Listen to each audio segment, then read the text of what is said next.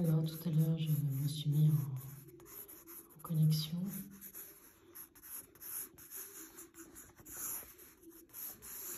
Donc avec Mademoiselle Normand. Comme je vous l'ai dit, je dois faire un travail sur ce personnage quand même au niveau de la voyance et au niveau des arts divinatoires. Elle avait une prédisposition, une connexion de folie quand même. C'était une voyante qui était très connue à l'époque et c'est vrai qu'elle a créé donc le fameux oracle de Mademoiselle Normand et le tout Paris allait chez elle. Il y avait beaucoup dans ma vision des gens très connus, des gens aussi qui avaient besoin d'elle pour prendre des décisions aussi bien militaires que d'espionnage, d'après ce qu'elle a pu me montrer. Chez elle, il y avait que ce soit les femmes du grand monde qui venaient, des femmes très grande bourgeoisie, voire noblesse aussi, tout était mélangé, aussi bien politique, que ce soit pour des hommes, oui, les hommes politiques, c'est avec ces grands chapeaux. Dans ce qu'elle m'a montré aussi, c'est que les femmes avaient besoin pour des connaissances, pour des mariages, pour des affaires aussi. Elle a été une grande femme.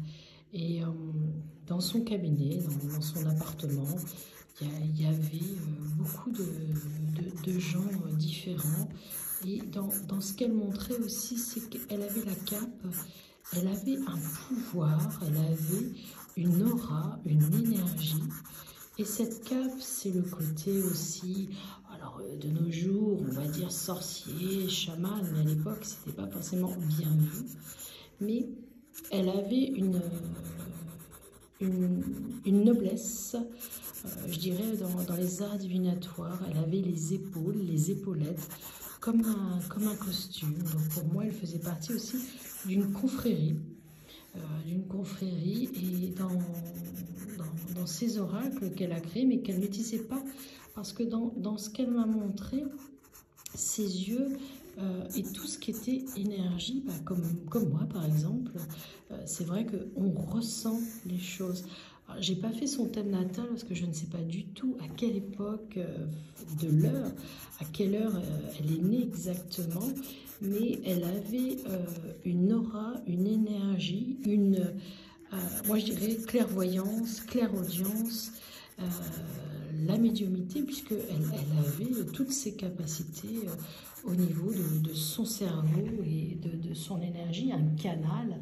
Alors il y en a qui vont dire un don, mais pas que. Cependant, dans le message qu'elle m'a transmis, il y aurait, comme dans une banque, puisqu'elle m'a fait dessiner un coffre-fort. Alors pourquoi je vous dis c'était un coffre-fort? Parce que c'était quelque chose de très lourd, de sombre. Et là, il y avait une clé. Alors comment vous allez me dire comment je sais que c'est un coffre-fort? Au niveau du toucher, au niveau de l'odeur, c'était comme de la ferraille, quelque chose de très lourd. À l'intérieur, ne me demandez pas où il est. Il faudrait regarder si elle n'avait pas des comptes en banque dans les endroits quand même assez précis. Mais il y avait un calepin, un livre, un journal, on l'appelle comme on veut, et dedans, il y avait le nom de ses clients. Et elle répertoriait toutes les données. Et il existe encore. Donc s'il y a des gens qui connaissent sa vie plus intime, ses archives, pour moi, elle a gardé les archives dans ce coffre. Et ça pourrait être assez sulfureux, des enfants illégitimes, des choses assez étranges. Et elle me fait penser, mon dessin, c'était un peu comme une papesse, une femme qui était gradée. Elle avait ça qui ressort énormément. Bourgeoisie, homme politique, on lui demandait beaucoup de choses et aussi des décisions par rapport à tout ce qui était la route, l'État, la France. Il y avait aussi à un moment, il y avait tout ce qui était des guerres, des hommes qui tombaient au sol pour des guerres, pour de l'argent, donc des combats. Donc cette femme, à son époque, a énormément œuvré et elle a eu cette hiérarchie au niveau du paranormal quand même, qui a été très fort. Et au niveau du décès, j'ai eu comme un malaise, et c'est comme si j'avais été empoisonnée. Alors, il faudrait que j'aille regarder des archives pour savoir pourquoi elle me parle d'empoisonnement, comment est-elle vraiment décédée, mais la douleur, j'ai eu cette douleur au niveau du ventre, au niveau du sang, comment expliquer, comme si on m'avait mis quelque chose qui m'avait empoisonnée. Donc, ce week-end, là, je peux pas parce que demain, je fais une conférence de médiumnité.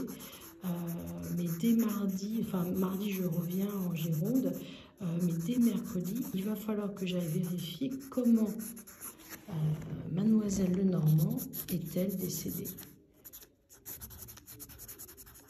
Elle a un sourire, elle a une tendresse, une affection, une tendresse par rapport aux femmes qui, comme nous de nos jours, sommes voyantes, cartomanciennes, mais pas que cartomanciennes. Elle précise bien tout ce qui est énergie, aura, prédisposition. C'est quand même quelque chose de très fort. Alors voilà, il est clair pour moi, j'ai pris d'autres notes que je ne vais pas vous montrer lors de cette connexion avec Mademoiselle Lenormand, tout simplement parce que ces notes-là vont me servir lors de mon passage dans un endroit où je vais parler justement de cette fameuse femme. Et pour moi, il était primordial de me connecter à elle pour savoir qui elle était. Non pas d'après les lectures, mais d'après ce qu'elle me fait comprendre, elle.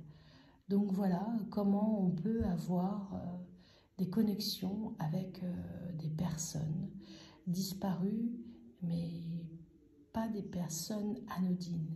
Ça a été fort, ça a été puissant. Je garde précieusement mes 4 pages d'écriture avec ce qu'elle m'a dit, les messages qu'elle m'a fait passer pour pouvoir les transmettre au XXIe siècle. Ça a été vraiment une très belle expérience.